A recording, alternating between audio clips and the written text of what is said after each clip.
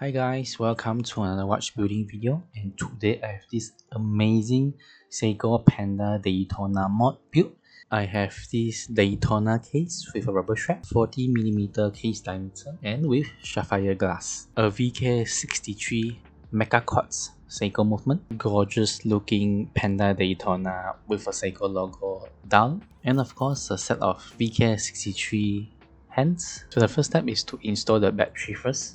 Place the battery inside the movement with the negative side facing the movement, and there's a metal clamp to clamp down the battery. You will hear a click sound. That's when you know the battery is successfully installed in the movement. So next, I'm just removing the crown from the case and screw it in with the given stem. On the side of the movement, you'll see a small hole. That's where you insert the stem into the movement. I'll just insert into it. So it's easier for me to hold the movement to do any installation later. So next is to install the dial. So there's 2 little holes, that's where we should fit our dial into. So we align the pins with the holes and apply a gentle pressure on the dial to install it properly. So we adjust the time to midnight before we start installing the hands. So I'll start with installing the hour hand. So pick up the hands with the radical and gently place it on the dial to install. Next, instead of installing the minute hand, I'll install the hands for the 3 sub-dials first. Reason is because I want to make sure my hour hand can clear and does not interfere with any of the sub-dials hand before I install the minute and second hand. As you can see, the second hand is now moving.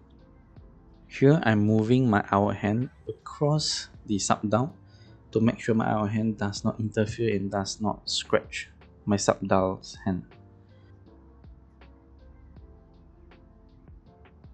And it looks really good to me, and I'm happy with it.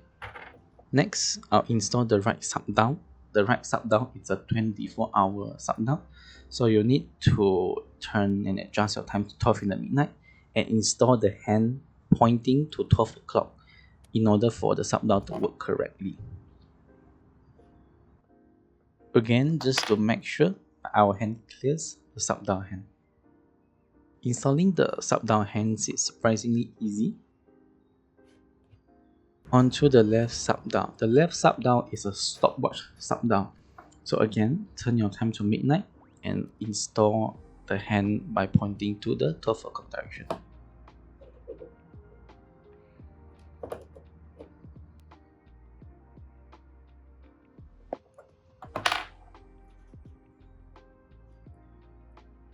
Final check, just turning my hour hand to make sure it clears all 3 sub-dials hands, and so far it's looking really good.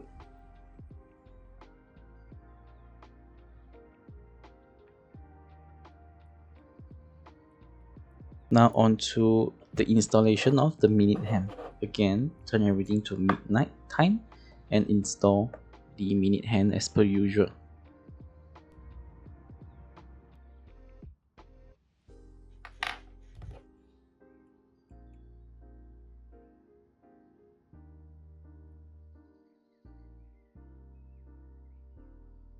Reset the stopwatch before installing the stopwatch hand by pressing this button below the crown.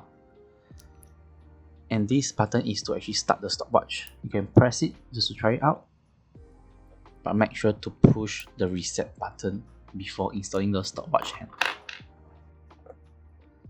Make sure to install your stopwatch hand to be as close as the 12-hour mark, because that's where you want to reset your stopwatch to be, which is at the 12-hour mark. Once you're happy with the alignment, gently press down the second hand to install the stopwatch hand correctly. Final touch up and clean up before we test out all the hands and the entire movement. So press this button to start the stopwatch, and as you can see, the stopwatch hand is moving. And you can press again to stop the stopwatch, and the button bottom to reset the stopwatch. Now the lever to release the stem is over here. And gently press down the lever and pull out the stem. And this will be the case that I'll be installing my movement tool. And before that, I'll need to remove the rubber strap by using a spring bar remover tool to release the spring bar on the rubber strap.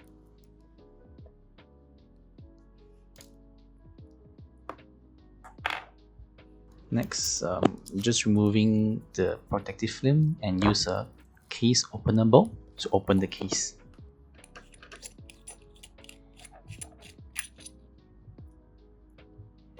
Over here you will see the gasket. I'm just casually placing this gasket into the greaser, which we'll be using to grease it later, before closing the case.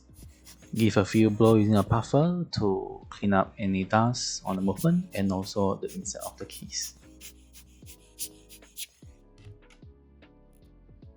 Here's an important step. Place the case over the movement in a sideways fashion from the crown side. That way your movement will fit into your case much easier. Look at the watch, it looks absolutely beautiful. Just testing out the stopwatch and make sure everything works perfectly. It's moving nicely.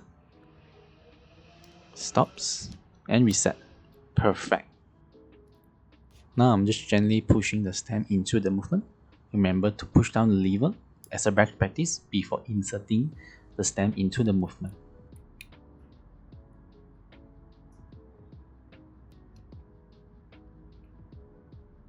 Here I'm just using a compass to actually measure the length I need to cut the stem in order for it to fit perfectly in this case.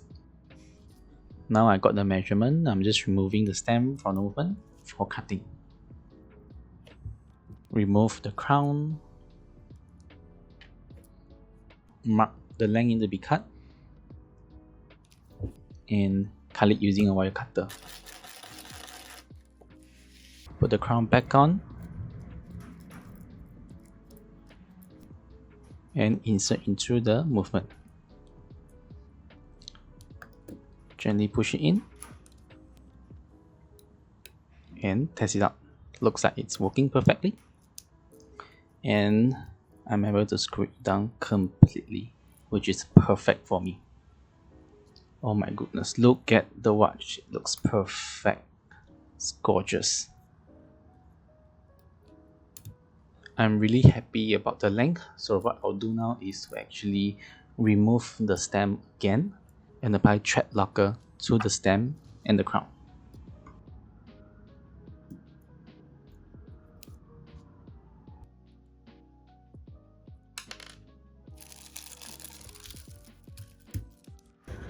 I'm using a blue thread locker, which is perfectly strong enough for our use case. Give it one drop and apply generously on the stem. Screw it back on with the crown.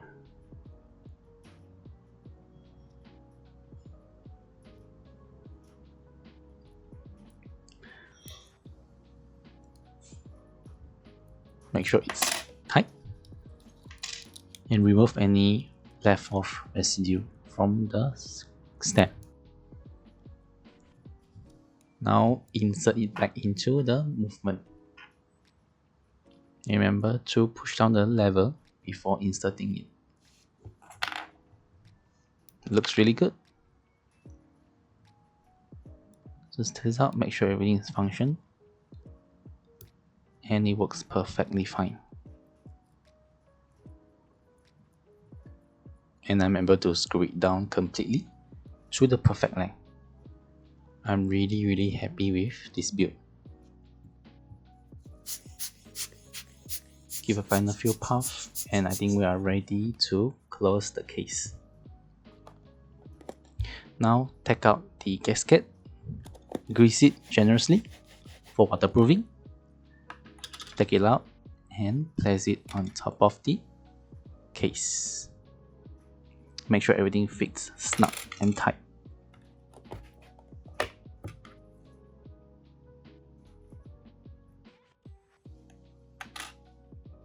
Blow the watch last few times and we are now ready to close the case.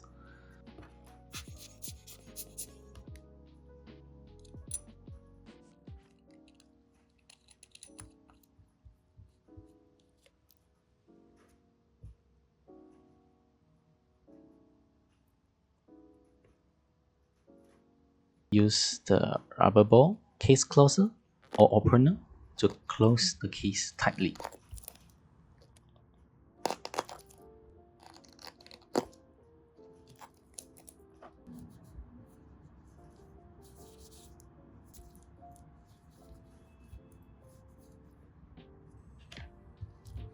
One last step is to put the rubber strap back on the watch.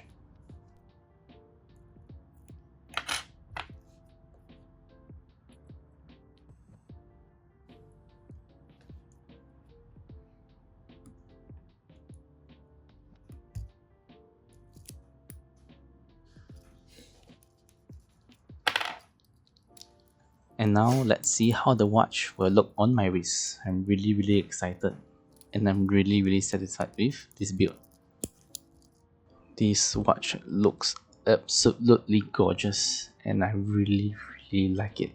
Now obviously the strap is too big for me, so while we're at it, let's resize it together.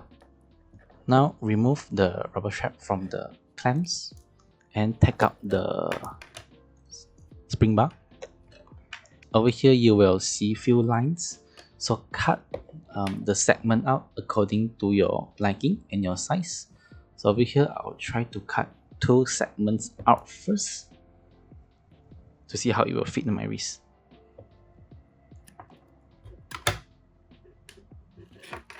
Okay, now we can put back the spring bar into the holes in the rubber strap.